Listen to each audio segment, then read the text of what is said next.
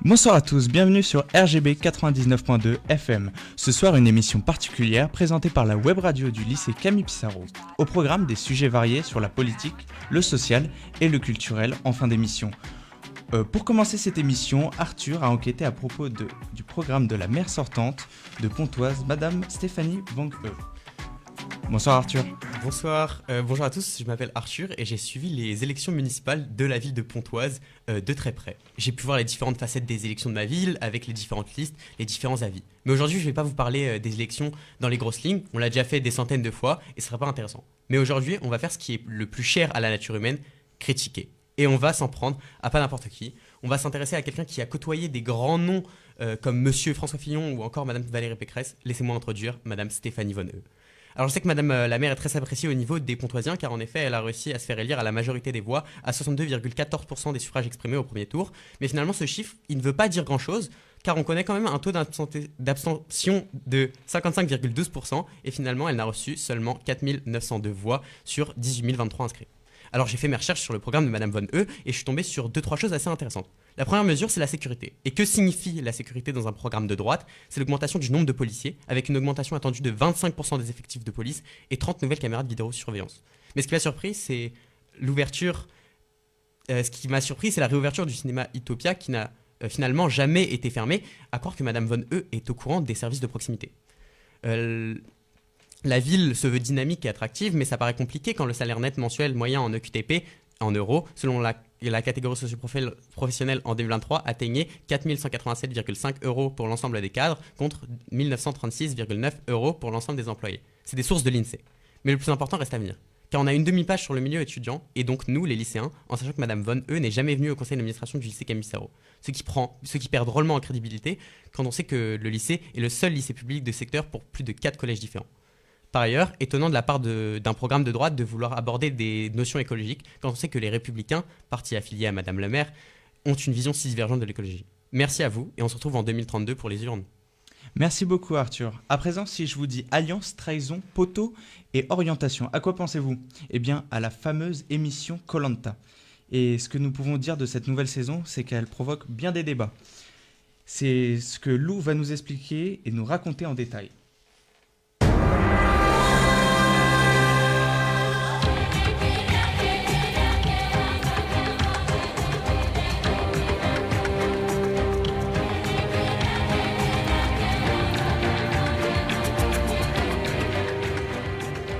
En effet, depuis le début de sa diffusion, cette 28e saison de Koh-Lanta, Les Reliques du Destin, déchaîne les polémiques.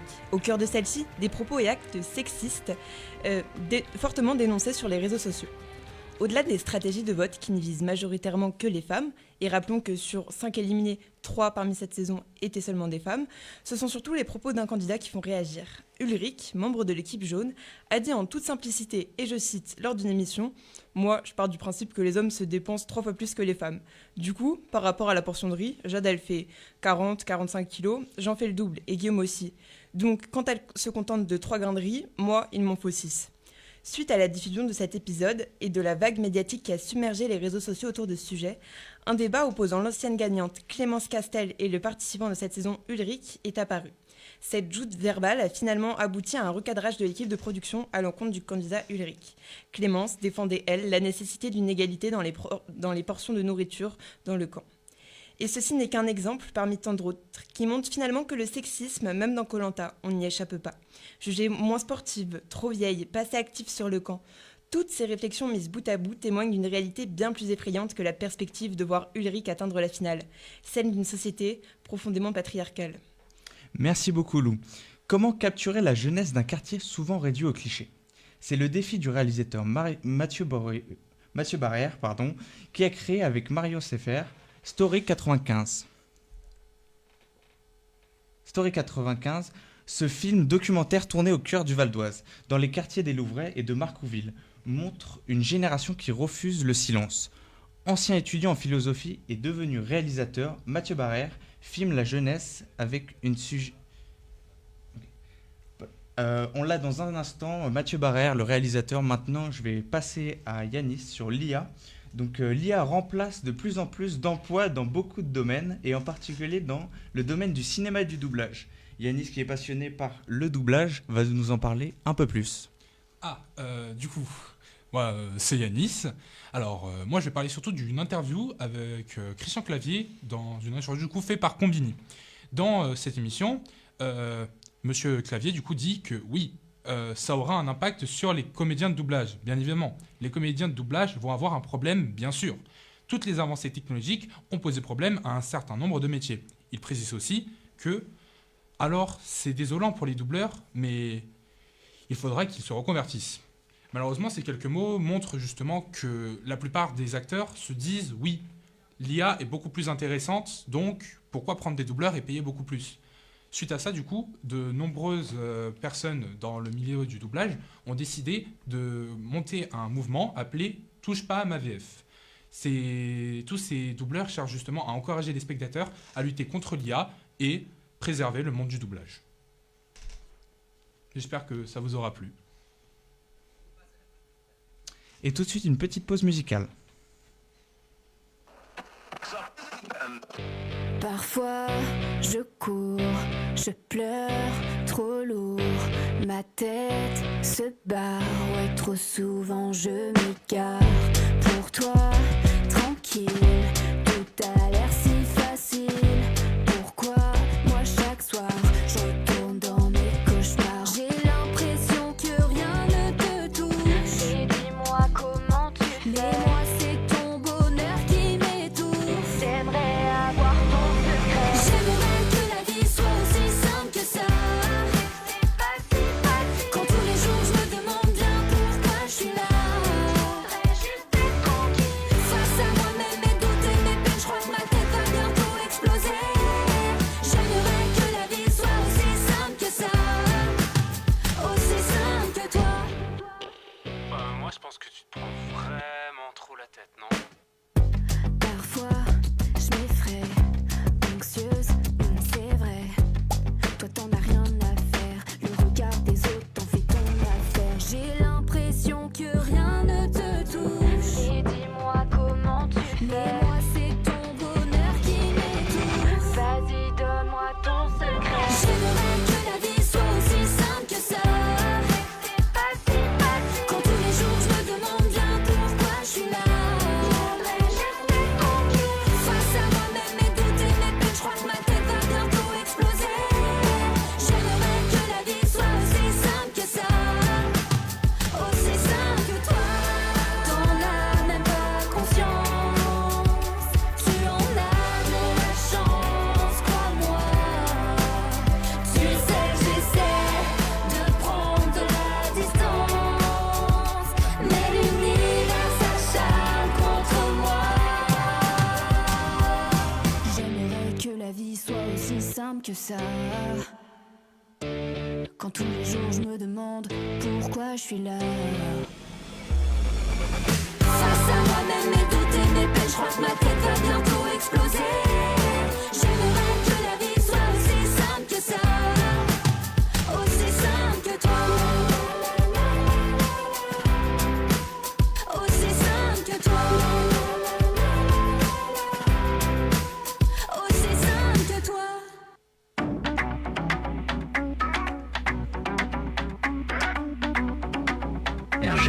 RGB 99. Rebonjour tout le monde, nous espérons que vous écoutez encore notre émission. Je suis Ami Yanis et aujourd'hui, émission spéciale, le lycée Camille Pissarro, avec notre magnifique équipe, revient pour pouvoir vous présenter des sujets d'exception. Alors, notre tout dernier sujet, enfin notre prochain sujet, sera du coup sur la nouvelle série Harry Potter, présentée par Eva. Eva, peux-tu nous en dire plus sur ce sujet ? Oui, mais avant, Vas-y. revenons un peu en arrière. En 1997 sort le premier tome de Harry Potter à l'école des sorciers, qui devient rapidement un phénomène mondial. Entre 2001 et 2011, les 8 films produits par le studio Warner Bros. Rencontrent un immense succès et multiplient les fans à travers le monde. 20 ans après la sortie du premier film, le studio annonce une nouvelle adaptation, une série produite par HBO, prévue sur 10 ans. Elle consacrera une saison à chaque livre, de J.K. Rowling. Le tournage a commencé cette année au Royaume-Uni pour une sortie annoncée en décembre 2026. D'ailleurs, un premier trailer vient tout juste d'être dévoilé, donnant un aperçu de l'ambiance plus fidèle et immersive de cette nouvelle adaptation. Mais le budget reste colossal, environ 100 millions de dollars par épisode, soit 2 fois plus que la série Les Anneaux de Pouvoir, pourtant déjà parmi les plus chers de l'histoire. L'objectif est clair. Proposer l'adaptation la plus fidèle possible et explorer des éléments peu développés dans les films, comme les Horcruxes ou encore la relation entre James et Lily Potter. Mais le vrai enjeu reste le casting. Plus de 32 000 enfants ont été auditionnés et 3 jeunes acteurs ont alors été choisis pour incarner la nouvelle génération.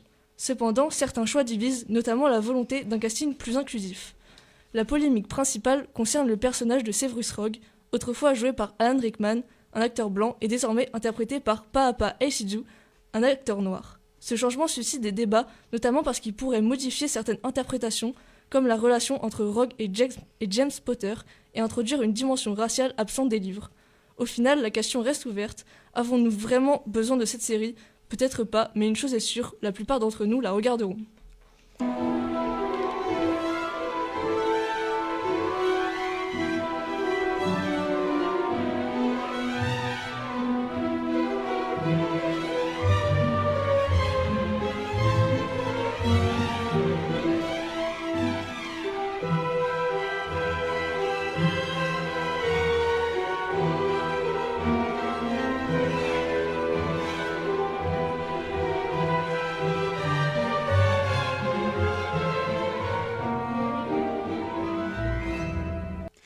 Bon, retournons sur le sujet que malheureusement nous avions skip.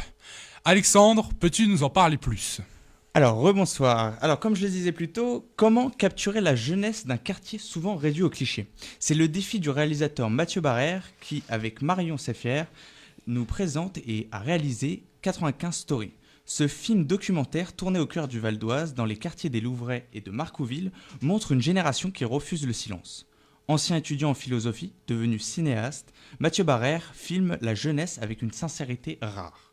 Depuis son film L'époque, sur les nuits parisiennes, il s'attache à filmer la vie telle qu'il la vit, au plus près des révoltes et des espoirs. Ce documentaire est réalisé dans le cadre du projet « Nous sommes là ». Ce film rassemble des fragments de vie d'adolescents confrontés à l'injustice.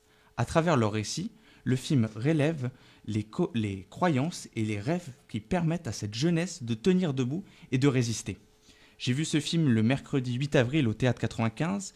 On en sort avec un regard beaucoup plus humain et profond sur cette jeunesse, qu'on n'écoute pas assez, selon moi. Donc ce projet m'a beaucoup plu. Eh bien, merci beaucoup pour toutes ces informations, Alexandre. J'espère que ça vous aura tous intéressé, chers auditeurs. Passons sans plus tarder au prochain sujet. Alors, il me semble que notre cher Lison va nous parler de quelques petites coutumes relativement bizarres dans les carnavals. Des lancers d'orange, des déguisements bizarres. Qu'est-ce que cela fait ? Enfin, qu'est-ce que cela veut dire ? Qu'est-ce que cela se représente ? Est-ce que tu peux nous en dire plus, Lison ? Tout à fait, Yanis. Alors effectivement, suite à Mardi Gras, qui eut lieu le 4 mars dernier, de nombreux carnavals ont été organisés dans toute la France. Il s'agit à l'origine d'une fête religieuse qui s'inspire des calendes de la Rome antique. Elle est célébrée la veille du début du carême, période durant laquelle les chrétiens doivent jeûner. Mardi Gras est donc leur dernière occasion avant Pâques de consommer des aliments considérés comme gras. Pour en profiter, la tradition voulait qu'on fasse des crêpes et que les enfants se déguisent pour aller demander des ingrédients à leurs voisins. Cependant, le fait de se costumer n'est pas la seule étrangeté des carnavals.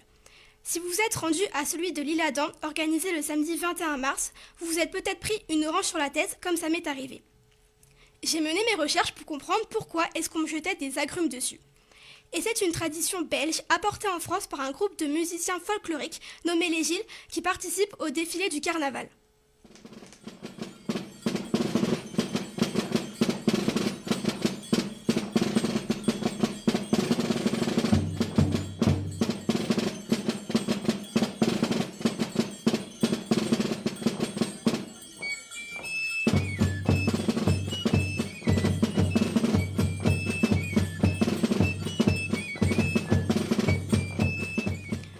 Voilà donc une petite pause musicale pour mieux visualiser le défilé à leur côté. Donc ces musiciens portent un costume inspiré de la Commedia dell'arte aux couleurs de leur drapeau, noir, jaune et rouge, avec un chapeau à plumes qui pèse entre 3 et 4 kilos. Mais si ces personnages viennent de Belgique, l'appellation de Gilles est espagnole et désignait à son apparition de jeunes paysans qui offraient des fruits secs et des oranges pour Mardi Gras. Cette tradition s'est peu à peu exportée en Belgique, où elle s'impose en 1870 et depuis, il s'agit d'un élément du patrimoine flamand à part entière. Le carnaval de la ville belge de Binche, qui est le berceau de cette tradition, est même reconnu par l'UNESCO en 2003 comme un chef-d'œuvre du patrimoine culturel immatériel de l'humanité. Selon un article d'RTL Info de Julien Crête et Amélie Bailly, durant ces événements, chaque Gilles distribue en moyenne plus de 25 kg d'oranges sanguines. Historiquement, ces fruits étaient des aliments coûteux considérés comme luxueux. Les lancer pendant le carnaval était donc une façon pour les classes sociales aisées de montrer leur richesse et leur générosité envers les citoyens moins fortunés. Selon la tradition, les oranges jetées portent ainsi bonheur à ceux qui les reçoivent et sont donc lancées comme des offrandes et non pas des projectiles.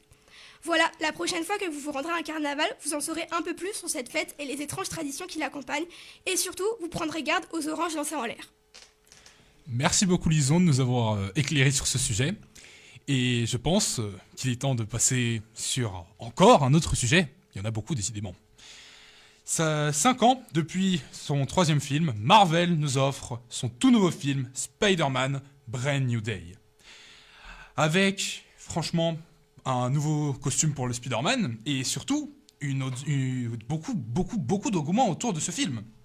Mais bon, je vais laisser l'araignée sympa du quartier en parler. Daoud, c'est à toi. Merci Yanis. Alors, le petit contexte. Le mercredi 18 mars, Marvel sort la bande-annonce du film qui marque le retour de Tom Holland en l'araignée sympa du quartier. Mais pour les araignées qui réussissent cette transition, ça s'apparente alors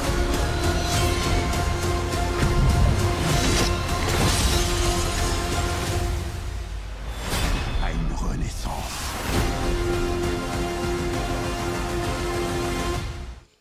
Bande-annonce qui, je peux en témoigner, c'était incroyable, spectaculaire comme expérience. Ce qu'il faut savoir, c'est que cette bande-annonce grimpe les records, et a grimpé les records. C'est la bande-annonce la plus vue sur Terre. Waouh. Avec un record spectaculaire, en l'espace de 24 heures, la bande-annonce de Spider-Man Brand New Day a fait 718,6 millions de vues. Wow. Dépassant Deadpool Wolverine, qui était un des anciens films Marvel, qui avait fait 365 000 vues grâce au Super Bowl, mais aussi GTA 6, le jeu le plus attendu de la décennie, avec 475 000 vues, millions de vues, en une journée. Alors comment on peut se poser la question. Ce qu'il faut savoir, c'est que le 17 mars, Tom Holland sur Instagram annonce une idée. Grâce aux fans du monde, grâce aux fans de Spider-Man, ils vont poster des mini-extraits de la bande-annonce qui est sortie le 18.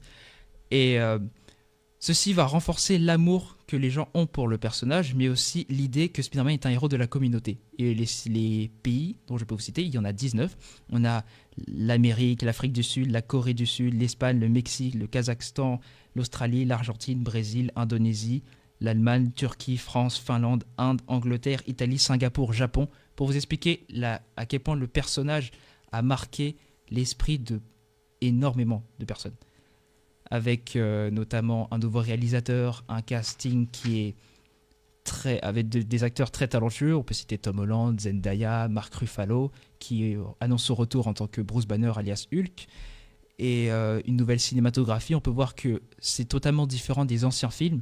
Et on nous laisse un Peter Parker après les événements de son 3e film, Spider-Man No Way Home, qui est seul et qui maintenant va avoir une nouvelle évolution, une mutation, va passer un cycle où on ne sait pas. Est-ce qu'il va atteindre la renaissance, comme on l'a dit? Qui sait? Mais oui, on va enfin pouvoir comprendre et voir l'évolution de son Spider-Man. Et on a hâte de voir ça. Spider-Man Brand New Day, le 29 juillet 2026. Merci beaucoup Daoud pour toutes ces informations que j'aime beaucoup, parce que j'adore Marvel. Mais bon, il me semble que nous avons d'autres sujets à présenter. Mais tout ça après une petite pause musicale. Nous espérons que vous nous écouterez encore après ça. Passez tous une bonne soirée.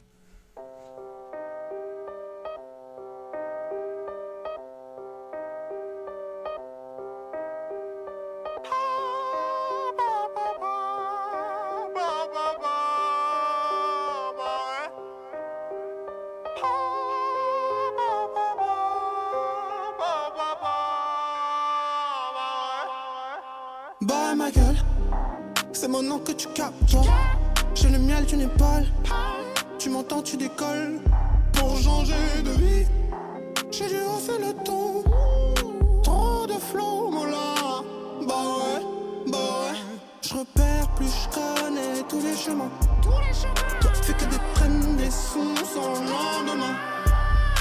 Quand j'opère, ça te fait un peu de changement. Ah, mon là. Bah ouais.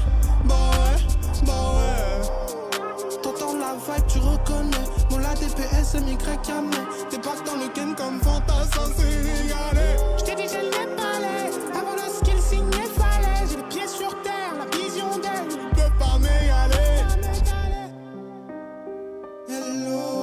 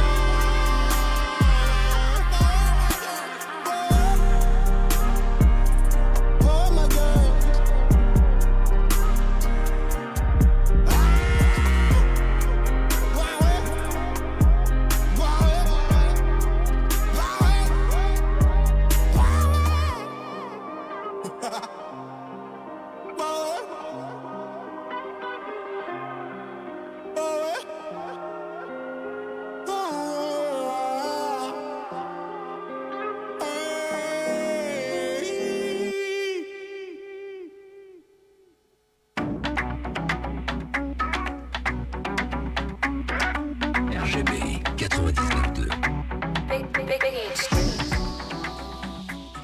Rebonjour tout le monde, c'est toujours Yanis, j'espère que vous êtes toujours à l'écoute. Nous allons du coup présenter la suite des sujets que nous aurons aujourd'hui. Alors, Steel Ball Run, la suite de JoJo, est sortie sur Netflix il y a de cela 28 jours il me semble. Malheureusement, Netflix n'a pas fait trop de pub sur ça. Suite à ça, beaucoup de fans ont été un peu déçus. Esaïe, peux-tu nous éclairer sur toute cette histoire ? En fait, non, c'est pas qu'il y avait pas trop de pub, non, mais c'est juste que la communication était plutôt décevante concernant la nouvelle partie qui vient de sortir. D'abord, elle a été annoncée en 2025, là en été. Là, c'était sorti en 2026, oui, c'est sorti. Et puis là, c'est sorti, l'épisode est incroyable. Mais sauf que là, on n'a aucune communication sur les prochains épisodes. Donc, on ne sait pas quand ça va sortir. L'épisode 2, on ne sait pas si ça va reprendre même. Et donc, du coup, les fans se sont énervés, se sont révoltés, puisque on a attendu très longtemps pour cette adaptation. Et Netflix a dit dans un tweet qu'ils allaient sortir les prochaines parties en automne. Ce qui est déjà assez décevant, puisque assez énervant, parce qu'ils auraient pu nous le dire dès le départ, en fait, au lieu de rester vague et de ne rien dire à propos de la nouvelle partie. Mais ça aussi, ça rappelle ce qui s'est passé avec la dernière saison d'avant, du coup la partie 6, Stone Ocean, qui avait été sortie en plusieurs parties. On n'avait aucune mention de ça. Et les épisodes, ils étaient sortis tous comme ça d'un coup. Donc on ne pouvait pas construire de la hype autour de la sortie des épisodes et tout ça. Très intéressant. Merci beaucoup Esaïe de m'avoir éclairé et d'avoir éclairé tous nos auditeurs, parce que j'avais pas trop compris à la base. Oui, t'inquiète. Bon, maintenant, plongeons au cœur de la plus sombre des dystopies. Dans un futur lointain, l'humanité s'est étendue sur près d'1 million de mondes et est assaillie de toutes parts. Empire extraterrestre, soldats du chaos ou même rébellion interne. À l'aube du 41e millénaire, il n'y a que la guerre. Et je vais maintenant laisser Ethan nous éclairer un peu plus sur l'univers de Warhammer 40 000. Merci Yanis. Alors tout d'abord, je vais me permettre d'expliquer ce qu'est Warhammer 40 000 pour toutes les potentielles personnes qui ne sauraient pas ce que c'est. Warhammer 40 000, c'est ce qu'on appelle un wargame. Donc entre autres, c'est un jeu de figurines stratégiques. Le principe, c'est de monter des figurines miniatures, de les peindre et d'en obtenir suffisamment afin de se constituer une armée, puis de la faire s'affronter face à une autre sur une table de jeu via des dés et des règles tactiques. Et dernièrement, Games Workshop, l'entreprise à l'origine de Warhammer, apporte un tout nouveau vent de fraîcheur à la franchise en annonçant le plus gros set de lancement depuis sa création et portera le nom de Warhammer 40 000 Armageddon. Et bien que les figurines, le composant nous soient encore inconnus, Games Workshop nous dévoile au fur et à mesure de toutes nouvelles figurines concernant les factions Blood Angels et Orc. Le 6 avril dernier nous a été fait la révélation d'un vétéran d'avant-garde Blood Angels avec une réinterprétation visuelle qui apporte un vrai dynamisme, il faut le dire, à de vieilles unités. Mais nous avons aussi pu découvrir également ce 13 avril une figurine exclusive Orc nommée le Weird Boy avec une esthétique complètement barrée qui est le point fort, il faut dire, de cette armée dans un univers qui se prend quand même vachement très au sérieux comme celui-ci. On espère dans les jours à venir découvrir toutes les nouveautés de ce set. Pour les initiés, vous savez où chercher, mais pour les personnes qui seraient intéressées, je vous recommande le site officiel de Warhammer Community afin de mieux suivre l'actualité. Merci beaucoup Ethan pour nous avoir transmis toutes ces informations et ta passion. Bon, maintenant, passons au dernier sujet de la soirée. Aujourd'hui, un nouveau jeu est sorti sur Nintendo Switch, Tomodachi Life. Beaucoup d'engouement a eu lieu autour de ce jeu. Mais Manon, ici présente, va nous en dire plus. Merci Yanis, donc comme tu l'as dit, le jeu Tomodachi Life, une vie de rêve est sorti aujourd'hui. Pour ceux qui ne connaissent pas, le principe est simple. Tu crées des Mii, tu les installes sur une île et tu observes leur vie quotidienne. Ça fonctionne un peu comme une télé-réalité virtuelle, humoristique et absurde. Tu peux également gérer leurs relations, répondre à leurs problèmes du quotidien et participer à des mini-jeux et des activités.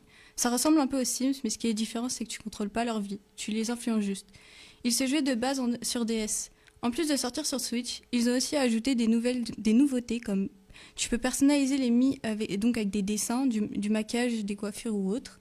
Les Mii peuvent avoir des ambitions et des carrières. Les interactions avec les objets et les animaux sont beaucoup plus faciles parce qu'avant c'était assez dur. Les Mii ne sont plus obligatoirement hommes ou femmes, ils peuvent aussi être non-binaires.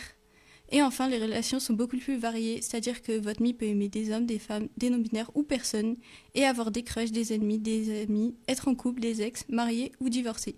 Tous les couples mariés peuvent avoir des enfants. C'est un jeu que je vous recommande vraiment si vous aimez jouer à des jeux comme Animal Crossing ou les Sims. Merci beaucoup Manon, en espérant que le bœuf bourguignon revienne dans ce jeu. Sur ce, voilà qui conclut la fin de notre émission. J'espère que ça vous aura plu. N'hésitez pas à regarder nos émissions, les émissions Radio Pissarro sur Spotify et Deezer. Passez tous une excellente soirée et à bientôt pour une nouvelle émission. Au revoir tout le monde.